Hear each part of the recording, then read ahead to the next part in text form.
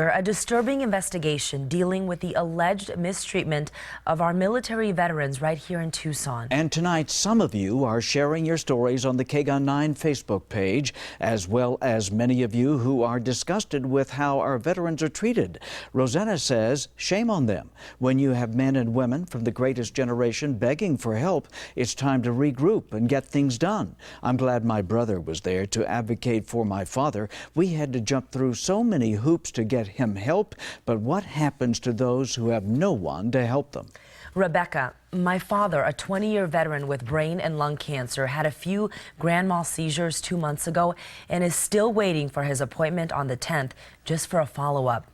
Darren says, is anyone really surprised by this? It's a shame that those who defend our freedom are treated so badly.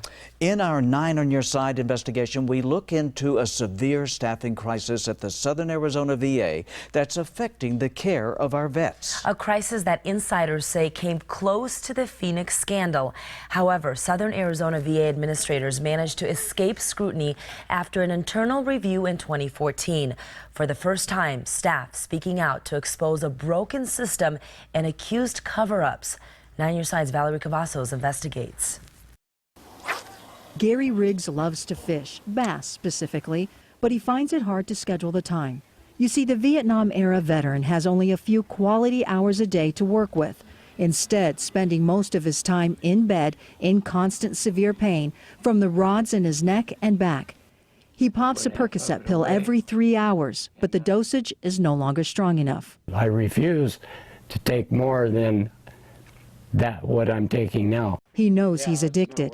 Riggs needs to see a primary care doctor, but he's waited several months. His last appointment in October canceled because his doctor was leaving. They said they were getting temps in, temporary doctors, and they were having difficulties even getting temps to come in. Records KGUN 9 obtained show his last doctor worked for the Southern Arizona VA just over a year. His doctor before that, 4 years.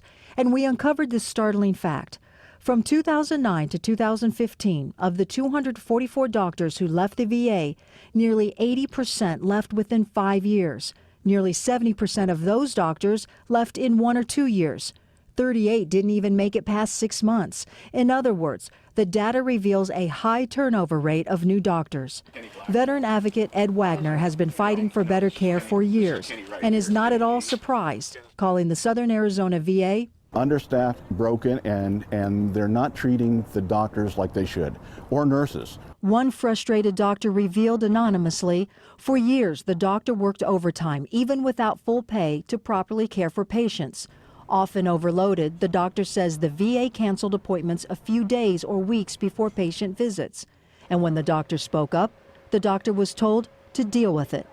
Wagner has piles of emails sent to him by veterans, frustrated they're stuck in the scheduling system.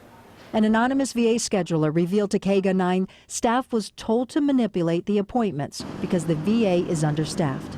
I spoke to several veterans and it's the same story. Appointments canceled days or weeks before and then rescheduled months later or left in limbo. Why don't the veterans come forward? They say that they fear retaliation. They'll lose their care.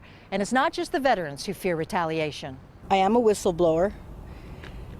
I've been retaliated against. Lena Cruz is a medical supply technician, employed 20 years at the Southern Arizona VA, recently in infection control. She says over the past 5 years, management pushed overworked staff to cut corners, resulting in, for example, reusable medical equipment for colonoscopy procedures not being properly decontaminated. When you have less people, you tend to rush things through and are not as thorough.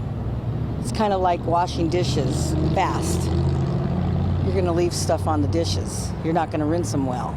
And she says testing procedures were falsified. For example, when disposable devices failed quality assurance tests, staff manipulated logbooks to reflect the devices had passed the tests. Certain rules and regulations, and they weren't being followed because they wanted the quantity of work put out. Cruz says when she spoke up, she was investigated and removed from her job. She's filed complaints in U.S. District Court, the VA Office of Inspector General, and Office of Special Counsel, detailing her concerns of widespread mistreatment and mismanagement. Veteran advocate Ed Wagner has also complained to VA administrators, dating as far back as 2009. Do you think that they were just trying to sweep it under the rug here? Most definitely, most definitely. Everybody that we've ever talked to just says, well, we'll look into it. We'll look into it, but nothing's ever truly been done. Come on, we served our country. At least the Veterans Administration can take care of us. And I just don't see it happening. Meanwhile, the proud veteran longs for a time he can spend a whole day, chasing bass out on the lake. Valerie Cavazos, KGUN 9 on your side. KGUN 9 was the first to report VA Director Jonathan Gardner stepped down January 4th. We requested an interview last Thursday with the acting director, Jennifer Gutowski, who was the associate director under Gardner. We have yet to hear back.